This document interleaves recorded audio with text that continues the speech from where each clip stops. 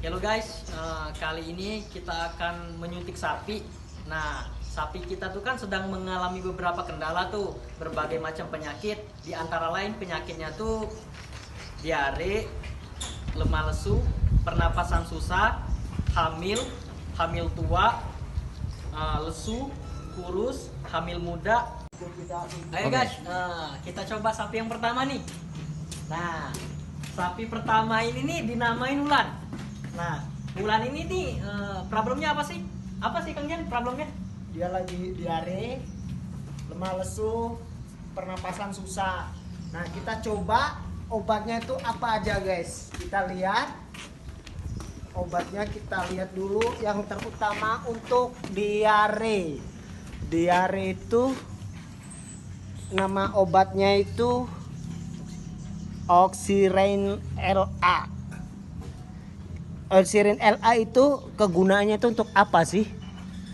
Oxirin LA yang pertama mengobati infeksi bakteri di sapi, yang kedua melawan efektif terhadap mikroorganisme, yang ketiga saluran pernapasan, yang keempat mengobati infeksi PMK atau penyakit mulut kaki, yang kelima mengobati diare karena infeksi bakteri saluran pencernaan, dan juga obat ini bisa untuk seluruh hewan, contohnya kayak anjing dan kucing, sesuai dengan dosis yang diperlukan.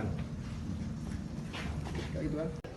Halo guys, ini obat yang kedua untuk si Wulan tuh yang sakitnya lemah lesu. Kita coba obatnya Tolven LA. Tolven LA itu gunanya untuk apa ini ya?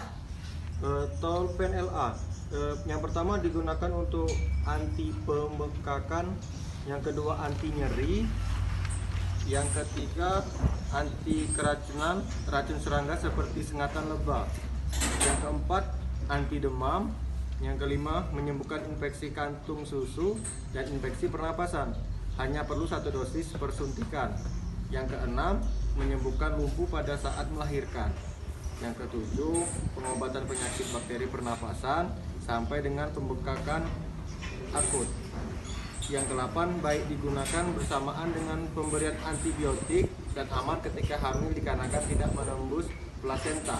Yang terakhir mengatasi nyeri pasca trauma dan pasca operasi. Tambahannya, namanya tuh modivitasan. Apa sih kegunaan modivitasan ini? Ini obatnya nih. Modivitasan itu obat, bukan obat sih, itu sejenis vitamin. Digunakan atau manfaatnya, yang pertama kombinasi mineral, asam amino dan vitamin. Yang kedua memberikan keuntungan metabolisme.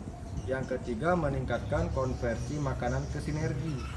Dan keempat bertindak dan memberikan positif di semua tahapan umur hewan, kontribusi terhadap pengembangan. Yang kelima menyusun kembali dan toner organik saat dan setelah stres. Yang keenam obat penolong dalam mengobati infeksi dan penyakit parasit. Yang ketujuh formula vitamin ini telah dibuat untuk sapi, kuda, babi dan lainnya. Yang kedelapan membantu memacu metabolisme terhadap hewan yang fisik lemah akibat cuaca ekstrim seperti dingin, kekeringan atau kepanasan lah. Yang kesembilan mengobati hewan malnutrisi disebabkan penyakit kronis. Yang terakhir dapat dipakai sebagai pencegahan pada saat gangguan kelahiran. Suntikan tersebut di atas 10 ml harus didistribusikan jika dosis yang digunakan untuk disuntikan ke sapi volume di atas 10 ml harus didistribusikan jika intramuskular dan subkutan sapi, domba, kambing dan kuda 1 ml itu per 50 kilo. Direkomendasikan suntikan subkutan. Udah. Dosis yang digunakan untuk vitamin, suntikan volume di atas 10 ml harus didistribusikan jika intramuskular atau subkutan sapi, domba, kambing, kuda dan lainnya. 1 ml per 50 kilo untuk sapi perah. Halo guys, sebelum penyuntikan kita ukur dulu berat badan si sapi ini menggunakan ini. Ayo guys, ikutin. Coba kamu.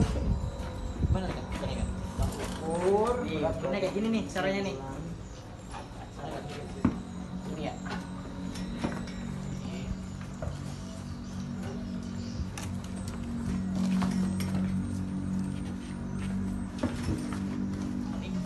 Wah, dapat.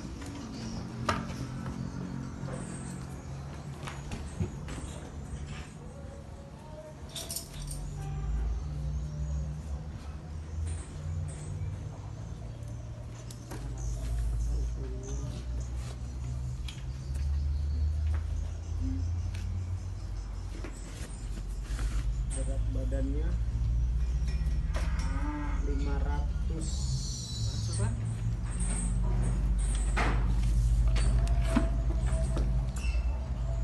Kita lihat berat badan si Wulan.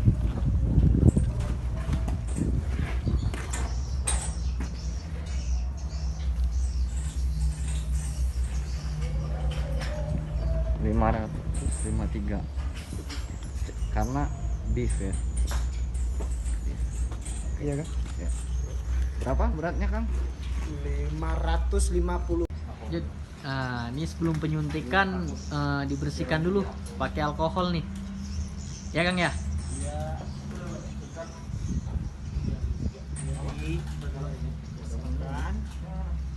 Suntik si Putri. Suntik dulu nih. Oh, sudah selesai ya Kang ya? Satu Kang ya. Nah, selanjutnya kita kasih sapi itu suntikannya ini nih. AD3E.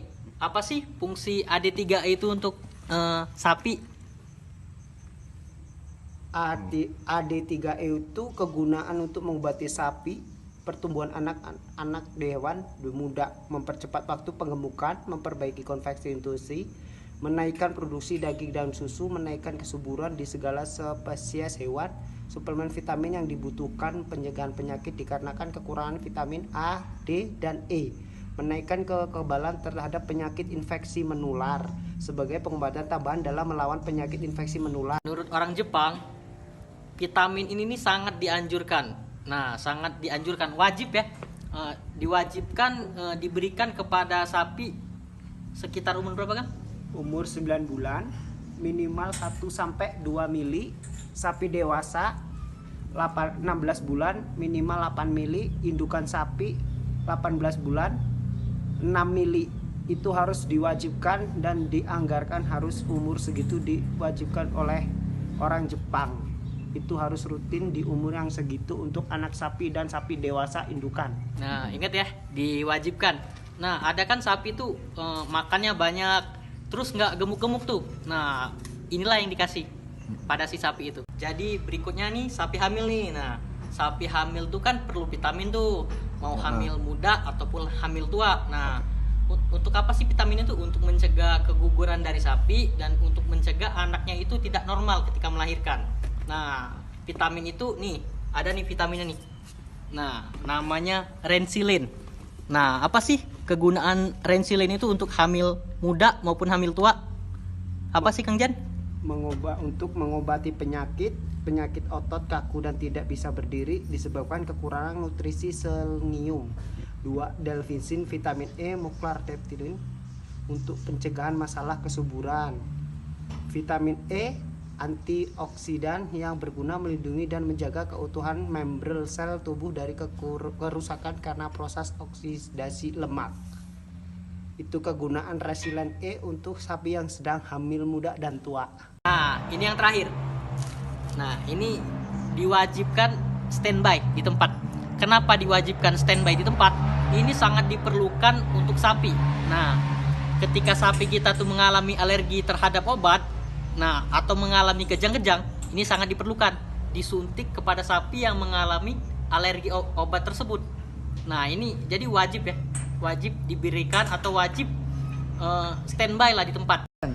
Sekian video edukasi dari saya. Pantengin terus channel ini, jangan lupa like, comment, and subscribe di bawah ya. Thank you.